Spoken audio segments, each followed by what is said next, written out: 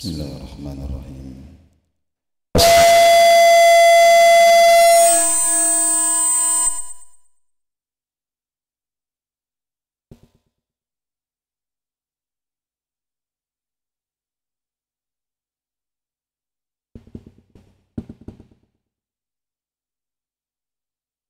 Assalamualaikum warahmatullahi wabarakatuh. Alhamdulillahirabbil alamin. Wassalatu wassalamu ala asyrafil mursalin Sayyidina wa maulana Muhammadin wa ala alihi wa sahbihi ajma'in, amma ba'd. Bapak-bapak, ibu-ibu, saudara dan saudari jamaah subuh rahimakumullah. Baginda Nabi sallallahu alaihi wasallam bersabda tentang kalimat alhamdulillah. Beliau mengatakan, alhamdulillah tamla'ul mizan. Kalimat alhamdulillah ini sepenuh timbangan, memenuhi timbangan amal seseorang di hari kiamat nanti. Nah, tentu timbul di dalam benak kita suatu tanda tanya, bagaimana bisa sesuatu yang kelihatannya mudah sekali diucapkan, hanya dua kata, tapi bisa memenuhi timbangan amal seseorang di hari kiamat. Alhamdulillah tamla'ul mizan. Para ulama kita jelaskan, yang pertama, ketika penghuni surga, Allah Subhanahu wa taala ceritakan dalam surah Az-Zumar, wasiqal ladzina taqaw rabbahum ilal jannati zumara.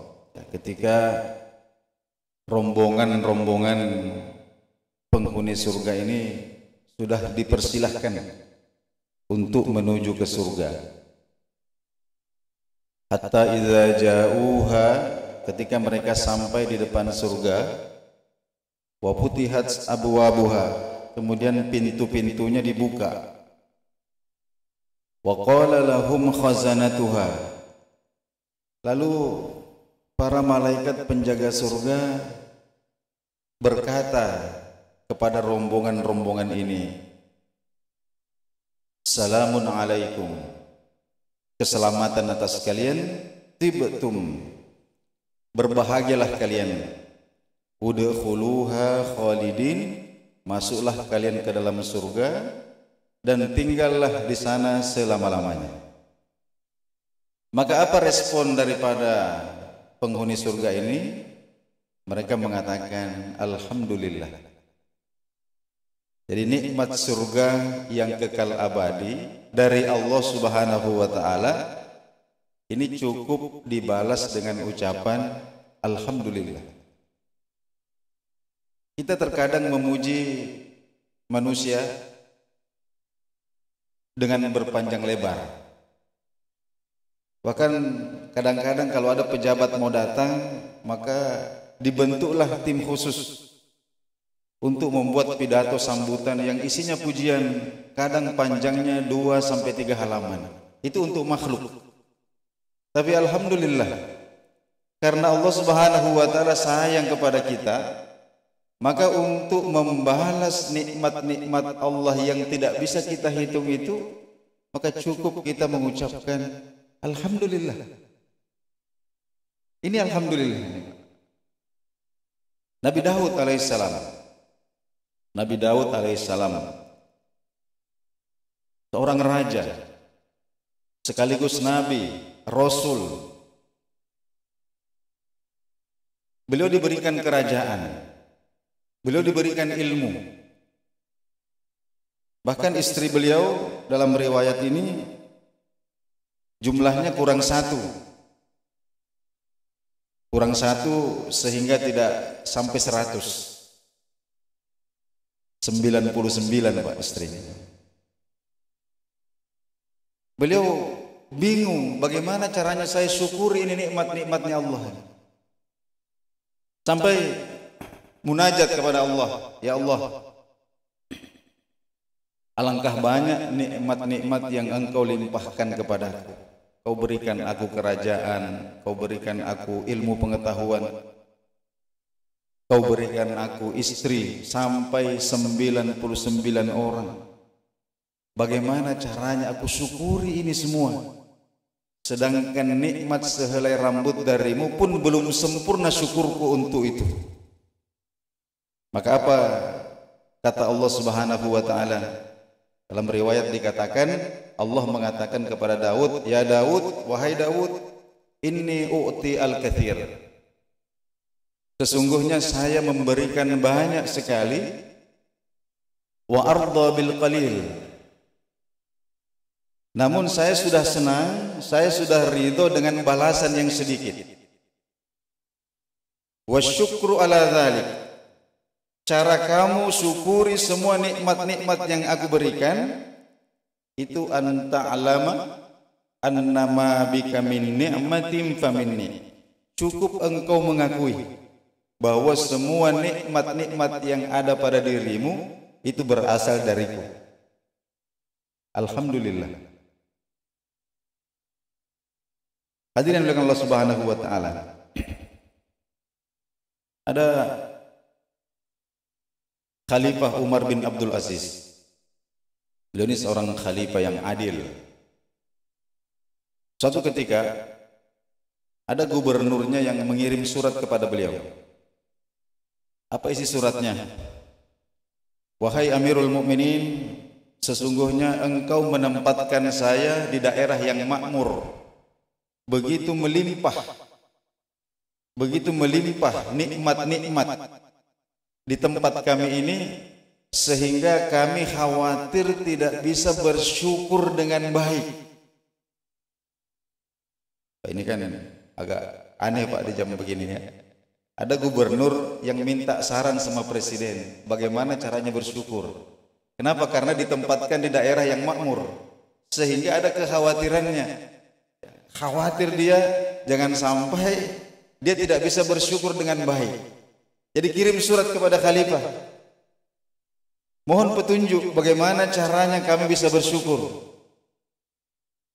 Maka apa jawaban Khalifah Umar bin Abdul Aziz? Beliau mengatakan begini, Innallaha, sesungguhnya Allah Subhanahu wa taala, idza an'ama ni'matan li 'abdin, ketika memberikan satu nikmat kepada seorang hamba.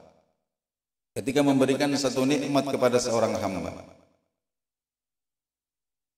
Jika hamba ini kemudian fahamidallahu biha. Jika hamba ini kemudian bertahmid memuji Allah, mengucapkan alhamdulillah karena nikmat itu, fakana hamduhu afdhala min ni'matihi. Maka sesungguhnya hamdalahnya si hamba ini, ucapan alhamdulillahnya si hamba ini, itu lebih utama dibandingkan nikmat itu sendiri. Jadi saudara sekalian, jika kita punya uang 1 miliar, kemudian kita ucapkan alhamdulillah, maka alhamdulillah kita itu di sisi Allah itu lebih berat, lebih agung, nilainya itu lebih tinggi dibandingkan dengan uang 1 M itu. Jangan kan 1 M, 1 triliun lah.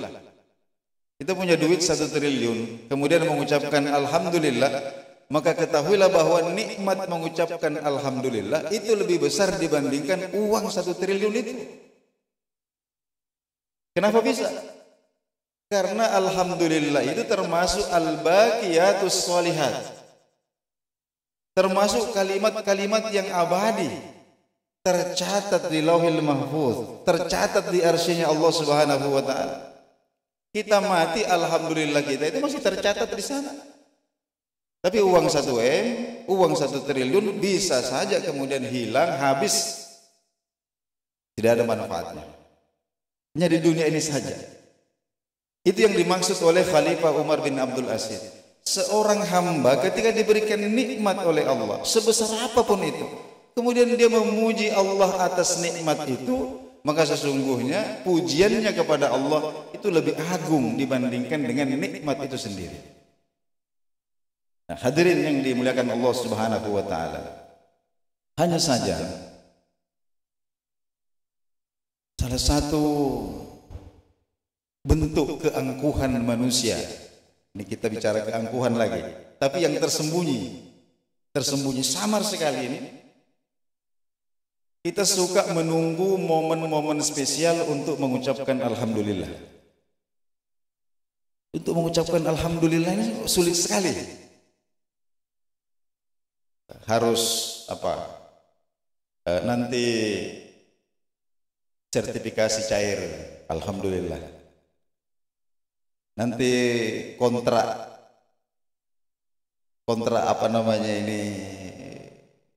ditandatangani alhamdulillah. Anak lulus S1 S2 baru alhamdulillah. Artinya kita menunggu momen-momen tertentu untuk mengucapkan alhamdulillah. Padahal sebenarnya hadirin yang Allah Subhanahu wa taala, lebih mudah bagi kita ketika kita merenungkan momen-momen yang biasa-biasa saja keseharian dalam kehidupan kita ini, sehingga kemudian kita gampang untuk mengucapkan alhamdulillah. Kalau kita perhatikan baginda Nabi sallallahu alaihi wasallam, alhamdulillah beliau ini bangun tidur beliau alhamdulillah. Keluar dari WC beliau alhamdulillah. Beliau mencopot pakaian alhamdulillah. Pulang dari bepergian alhamdulillah. Ini momen-momen yang keseharian, tidak perlu menunggu momen-momen spesial untuk mengucapkan alhamdulillah. Coba kita perhatikan baginda Nabi sallallahu alaihi wasallam. Sehari-hari itu banyak sekali alhamdulillahnya. Sedikit-sedikit alhamdulillah, sedikit-sedikit alhamdulillah. Lebih banyak alhamdulillah daripada astagfirullahnya. Kalau astagfirullahnya Nabi itu bisa dihitung. Sahabat meriwayatkan antara 70 sampai 100 kali setiap hari. Tapi alhamdulillahnya Nabi ini tidak bisa dihitung. Ini penting. Karena salah satu cara setan menyesatkan manusia itu adalah senantiasa mengingatkan akan dosa-dosanya yang sebenarnya tidak terlalu banyak, sampai melupakan mensyukuri nikmat-nikmat Allah yang banyak sekali. Jadi lebih banyak nikmat sebenarnya. Dan Allah Subhanahu wa taala kadang-kadang dalam Quran itu Allah memperkenalkan dirinya sebagai pencipta langit dan bumi. Sesuatu yang agung, sesuatu yang perlu direnungkan. Tapi tidak jarang juga Allah memperkenalkan dirinya dengan sesuatu yang berkaitan dengan aktivitas kita sehari-hari. Contoh, kita tanya, siapa Allah itu? Kalau anak kita tanya, Pak, Allah itu siapa? Ya. Maka cara kita menjawab itu ada dua pilihan. Yang pertama, kita jawab dengan cara yang rumit, yang butuh pemikiran. Oh, Allah itu adalah pencipta langit dan bumi. Allah itu adalah zat yang menciptakan manusia dari setetes air, kemudian segumpal darah. Ini susah dipahami. Tapi kadang Allah itu memperkenalkan dirinya dengan sesuatu yang mudah. Siapa Allah itu? Alladzi at'amahu min ju'. Allah itu adalah yang ketika kamu lapar, dia yang bikin kamu kenyang. Ini bersentuhan dengan sehari-hari. Allah itu siapa? Allah itu adalah zat yang ketika kamu lapar, dia yang bikin kamu kenyang. Allah itu siapa? Fa idza maridtu fa huwa yashfin. Allah itu adalah yang ketika saya sakit, dialah yang menyembuhkan saya. Jadi Allah memperkenalkan dirinya dengan hal-hal sederhana yang terkait dengan aktivitas kita sehari-hari. Allah itu yang ketika kamu capek, kemudian Allah memberikan perasaan mengantuk kepadamu, lalu kemudian menidurkan kedua matamu sehingga kembali lagi kebugarannya. Itu Allah. Hadirin maka Allah Subhanahu wa taala. Jadi untuk mengucapkan alhamdulillah itu tidak perlu kita menunggu hal-hal yang spesial. Jadi orang yang menunggu hal-hal spesial untuk mengucapkan alhamdulillah itu oleh para ulama tasawuf kita dikatakan bahwa itu orang sombong. Orang sombong. Nah, coba kita, apa yang paling kita butuhkan dalam kehidupan ini? Karena ada satu masa ketika orang ini punya segala sesuatu kecuali makanan. Kira-kira kita lebih butuh mobil mewah atau sepiring nasi? Ini pertanyaan. Semua orang butuh sepiring nasi. Orang miskin butuh sepiring nasi, orang kaya juga butuh sepiring nasi. Konglomerat butuh sepiring nasi, orang melarat juga butuh sepiring nasi. Pejabat negara juga butuh sepiring nasi.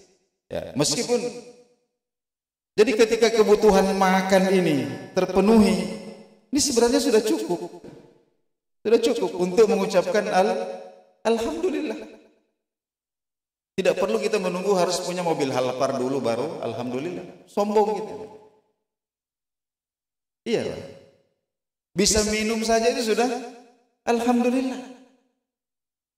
Jadi makan dan minum ini sebenarnya perkara yang besar. Tapi karena terjadi setiap hari berkali-kali, lama-lama kemudian nilainya hilang dalam pandangan kita. Seakan-akan makan dan minum ini adalah perkara yang biasa-biasa saja. Hadirin yang dimuliakan Allah Subhanahu wa taala. Kadang ada orang yang punya banyak uang tapi tidak bisa makan. Kenapa? Bukan karena tidak bisa beli makanan, selera makannya hilang. Ya, selera makan. Di selera makan ini nikmat Allah. Tidak ada dijual di apotik. Ini dokter tidak bisa bikin. Yang namanya selera makan tidak bisa bikin.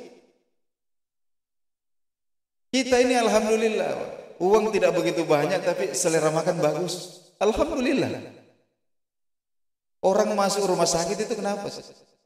Karena tidak bisa makan. Rata-rata itu tidak bisa makan. Makanya diimpus. Loh, kok tidak bisa makan? Ada mulutnya, ada lidahnya, ada giginya, pencernaannya ada. Kenapa tidak bisa makan?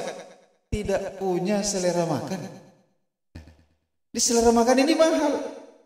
Jadi ketika kita kemudian bisa menikmati makanan ini, makanan itu kok enak semua masuk. Alhamdulillah. Ini sederhana ya. Allazi at'amahum min ju'. Allah itu adalah yang ketika kamu lapar, Dia yang berikan kamu makan. Hadirin yang tidak perlu kita harus nanti ditraktir makan di restoran bintang 5 baru kemudian kita mengucapkan alhamdulillah. Bahkan di rumah pun dengan menu yang paling sederhana, mungkin cuma nasi putih, tidak ada sayurnya, ada ikan kering sedikit, ada garam. Alhamdulillah. Kenapa? Karena garam masih terasa di tenggorokan. Minum ini setiap hari kita minum berapa kali? Berkali-kali. Sehingga nilainya minum ini kemudian jadi hilang. Seakan-akan minum ini adalah sesuatu yang biasa-biasa saja. Padahal nikmat minum ini kepada Ibu sekalian, itu napas, ya, oksigen yang kita hirup dengan makanan dan minuman itu punya jalur yang sama masuk ke dalam tubuh, Pak. Jalurnya sama. Padahal sasarannya berbeda.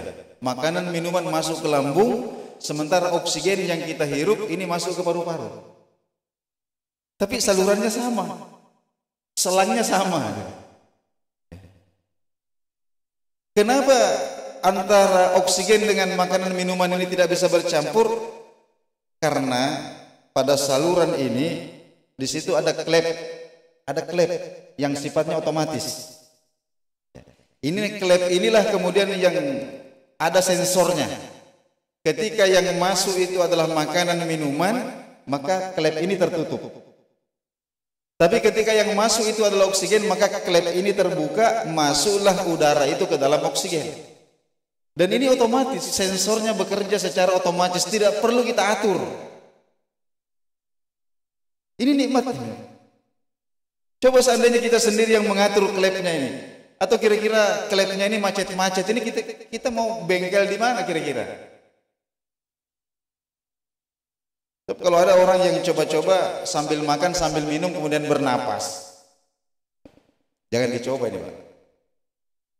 Bisa mati kita itu. Ini otomatis, Pak. Ini nikmat. Jadi minum itu tidak gampang. Minum itu mahal. Nah, tapi kita ini kadang-kadang nanti nunggu minuman yang spesial baru kita alhamdulillah. Kalau minum air putih saja ini biasa, tidak ada perasaan kita, biasa saja. Tidak ada alhamdulillah. Masya Allah. Itu kita hati-hati di situ. Nikmat-nikmat Allah Subhanahu wa taala. Allah tidak meminta banyak kepada kita. Cukup ucapkan alhamdulillah. Nabi Isa alaihissalam, saya ingin tutup dengan kisah singkat. Pernah suatu ketika Nabi Isa berjalan. Dalam perjalanan beliau bertemu dengan orang yang terkena penyakit kusta, lepra. Kita tahu penyakit kusta ini, ya, punya daging ini jatuh-jatuh, membusuk, lalu kemudian jatuh. Jadi orang ini sudah terkena penyakit lepra dalam level yang sangat parah. Ini sudah hampir hancur seluruh badan, tapi lidahnya ini tidak pernah berhenti mengucapkan alhamdulillah, alhamdulillah, alhamdulillah, alhamdulillah. Sampai Nabi Isa kagum. Nabi Isa bertanya, saudara, bagaimana Anda selalu bisa mengucapkan alhamdulillah, alhamdulillah, sementara kondisi Anda seperti ini? Anda lumpuh, badan sudah hancur, bau busuk, tapi alhamdulillah tidak pernah berhenti dari lisannya. Bagaimana bisa? Maka orang ini mengatakan, ya itulah, karena lisan saya masih bisa menyebut alhamdulillah, maka saya alhamdulillah terus. Karena lidah saya ini masih bisa zikir, masih bisa memuji kepada Allah, maka setiap kali saya mengucapkan alhamdulillah, maka saya syukuri lagi ucapan itu dengan mengucapkan alhamdulillah lagi. Dan karena bisa mengucapkan alhamdulillah lagi, maka saya syukuri lagi dengan mengucapkan alhamdulillah lagi, sehingga alhamdulillah ini terus tidak berhenti. Karena bisa kemudian terkagum-kagum. Maka beliau kemudian mengatakan, ulurkan kedua tanganmu. Maka Nabi Isa kemudian menyambut kedua tangannya, berdoa kepada Allah Subhanahu wa taala. Maka seketika itu juga orang yang sakit kusta ini disembuhkan oleh Allah Subhanahu wa taala. Ini mukjizat Nabi Isa alaihissalam.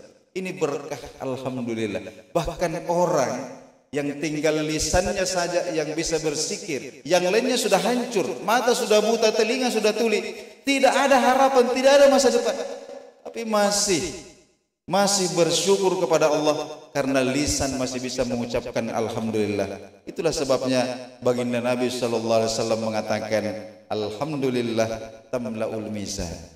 Zikir alhamdulillah ini beratnya memenuhi timbangan amal seorang hamba.